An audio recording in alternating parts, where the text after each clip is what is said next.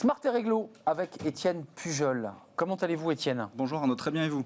Je vais très très bien. On va parler de choses qui font un peu écho à tous ces recrutements d'ingénieurs, parce que dans le package, il y a le télétravail, il y a un certain nombre de choses qui sont négociées, et puis j'imagine que la DRH, on vient de l'évoquer, évoque aussi un programme de formation pour les maintenir à très bon niveau.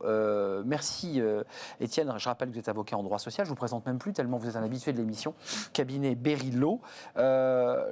Commençons par l'obligation de formation des employeurs. On dit bien obligation, c'est une obligation. C'est une obligation de formation continue. C'est-à-dire, vous parliez avec votre invité à l'instant de la formation initiale avec des ingénieurs qui sont recrutés, etc. Mais tout au long de la vie professionnelle, l'employeur a l'obligation de s'assurer à la fois de l'évolution de la manière dont le travail de ses collaborateurs va se faire, mais également, et ça c'est plus subtil et les DRH souvent n'y pensent pas assez, de l'employabilité des collaborateurs. Pourquoi ? Parce que, et on le voit notamment à l'occasion de mise en œuvre de plans sociaux, ce qu'on va rechercher aussi, c'est de savoir si l'employeur a bien mis en place des processus de formation pour aider les salariés dont il va être amené à se séparer, et bien de retrouver un travail le plus rapidement possible. C'est un mot souvent un peu barbare, l'employabilité, c'est quoi ? C'est la capacité pour un salarié de pouvoir changer de métier, en fait. Exactement. On est d'accord. Exactement. Et on parlait ici, il y a quelques semaines, de transformation collective. Vous vous souvenez de ces plans de transformation collective ? Mais au niveau individuel aussi, il faut bien se préoccuper de l'employabilité des collaborateurs. Vous vouliez évoquer un arrêt rendu par la Chambre sociale de la Cour de cassation, qui est un arrêt important.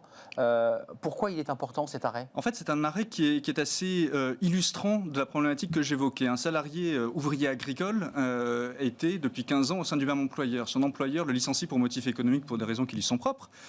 Et le salarié, pour des raisons qui lui sont propres, conteste le licenciement. Mais il conteste le motif du licenciement, mais il conteste également, il critique aussi son employeur de ne pas l'avoir formé tout au long de ces 15 années de collaboration pour pouvoir retrouver un travail derrière.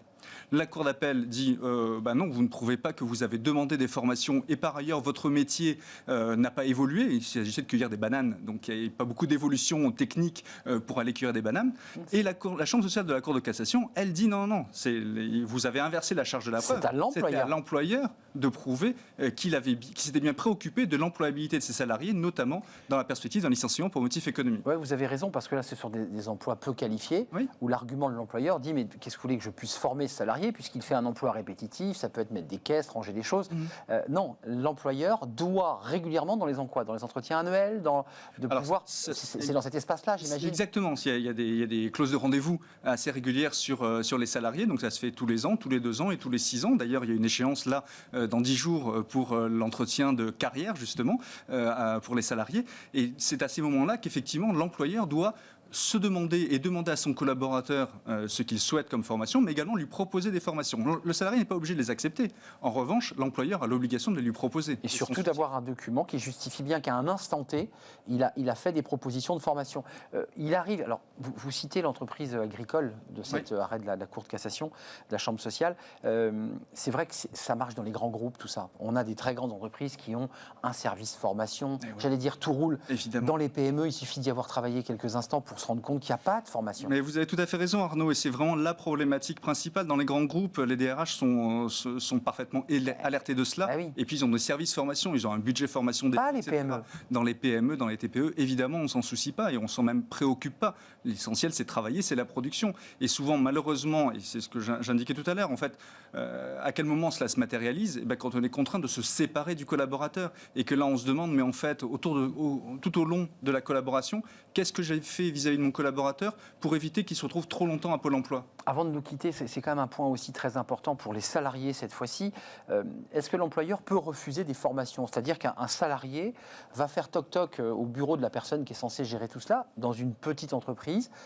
En général, le patron lui dit, écoute, je peux pas te libérer pour 15 jours de formation parce que si tu quittes ton poste, j'ai personne.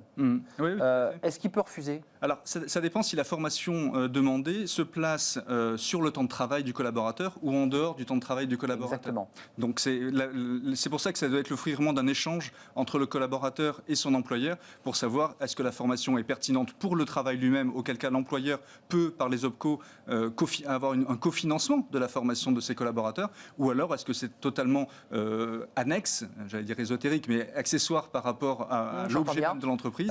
Et dans ce cas-là, il va le faire en dehors de son temps de travail. Et donc, il ne peut pas lui refuser, en revanche, à condition que le salarié le prenne sur ses congés. On est d'accord? Oui, exactement. Il peut y avoir des congés de formation qui vont être mis en place, mais dans ce cas-là, ça sera un vrai congé. Mais l'employeur peut aussi refuser une première fois, je crois, ces congés de formation. Donc ça veut dire que ça repousse, quand on s'inscrit d'une année, sa possibilité de se former en espagnol, en anglais ou en chinois ou en mandarin. Oui.